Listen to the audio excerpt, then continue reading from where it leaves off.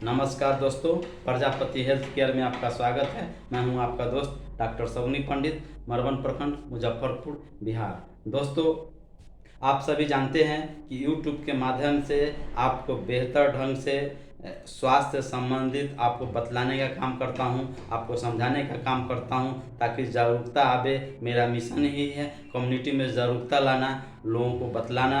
जो मेरे वीडियो में अभी तक नए हैं या जो मेरे पुराने हैं, जो अभी तक सब्सक्राइब नहीं किया है, उनसे मेरा हाथ जोड़कर प्रार्थना है कि मेरा प्रजापति हेल्थ केयर चैनल है, इस चैनल को सब्सक्राइब कीजिए, लाइक कीजिए, कमेंट्स कीजिए, ताकि हर वीडियो आपको अपडेट मिलता रहेगा और आपको जानकारी होगा। तो इस मेरे वीडियो में बने रहें शुरू से अंत तक, ताकि यह कॉन्सेप्ट आपको समझ में आएगा। दोस्तों, आज हम बात करने वाले हैं डायरिया के विषय में। डायरिया नॉर्मल कंडीशन है। डायरिया ज़्यादातर बच्चों में आपको मिलेगा, इन्फेंट्स एंड न्यूनेट में ज़्यादा मिलेगा। कारण क्या होता है? बच्चों में इम्यूनिटी कम होता है, प्रतिरोधक क्षमता कम होता है, इसलिए ज़्यादातर डायरिया से आक्रांत बच्चों को ज़्यादा देखा गया है। किसी भी उम्र के किसी को भी हो सकता है। डायरिया में क्या होता है? लोगों को दस्त होता है, पतला दस्त होता है।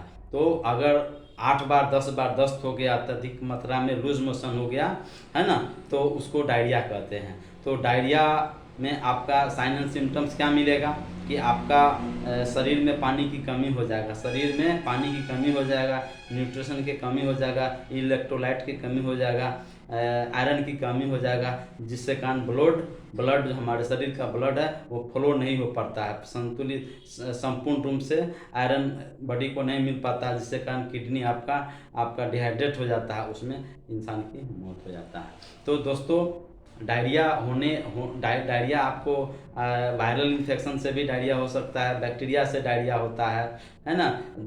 अत्यधिक दवाई के सेवन से भी डायरिया हो जाता है। ज़्यादा मात्रा में आप अगर खाना खा लेते हैं, उससे भी आपका डायरिया हो सकता है। अत्यधिक पानी पीते हैं, उससे भी हो सकता है। या आप जो लैक्सेटिव ड्रग्स खाते हैं, दवा लेते हैं, उससे भी आपका डायरिया हो जाता है। तो डायरिया जिस कारण से भी हो, उसको प्रॉपर इलाज की ज़रूरत है।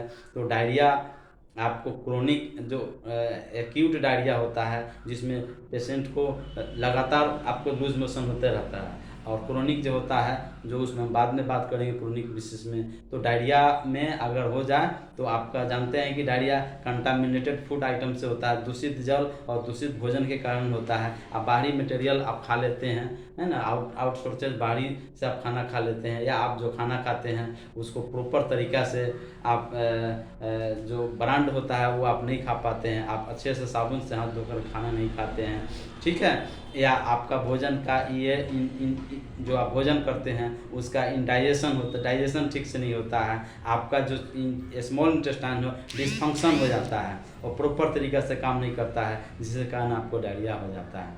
तो डायरिया में होता क्या है, उसका लक्षण क्या है, उसका साइन एंड सिम्टम्स क्या है? तो शरीर में पानी की कमी हो जाता है, जिसके कारण आपका आँख धंस जाएगा, आपका जो स्किन होता है देखिएगा, स्किन आपका एकदम सिकुड़ जाएगा, आपका पैर में झुनझुनी बढ़ेगा, ऐंठन होगा, ठीक है। हो सकता है इसमें बुखार भी हो जाता है, इसमें आपका उल्टी होगा, नसिया वोमिटिंग होगा, पेट में दर्द हो जाता है, अत्यधिक गैस बन जाता है।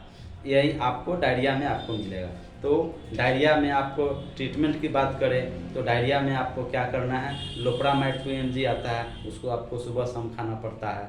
आपको दूसरा होता है नॉर्फ्लॉक्टिजोल होता है, इसको सुबह शाम आप खा सकते हैं, या O2 गोली खा सकते हैं। जेनफ्लॉक्स ओजेड है, उसको आप ले सकते हैं। मेट्रोनिडाजोल आप ले सकते हैं। सिप्रोफ्लॉक्सासिन है, उसको आप खा सकते हैं, ठीक है।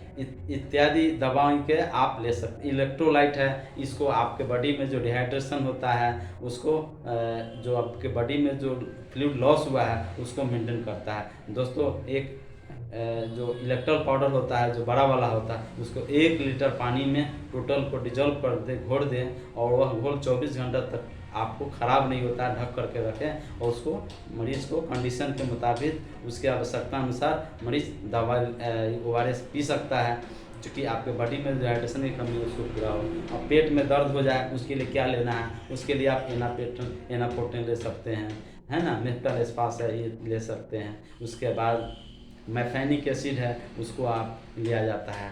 डाइसाइक्लोमिन लिया जाता है, साइक्लोपाम नाम से दवाई आता है वो आप लिया जाता है। अगर मरीज़ को उल्टी हो रहा है ओंडेस्ट्रॉन दिया जाता है। पेरिनॉम है, ये जो होता है पेरिनॉम टैबलेट हो चुकी अब तो बैंड हो गया इसलिए नहीं मिलता है, आप पेरिनॉम ले सकते हैं। अगर मिलता है तो, नहीं तो ओंडेस्ट्रॉन ओंडेम नाम से आता है वो लीजिए।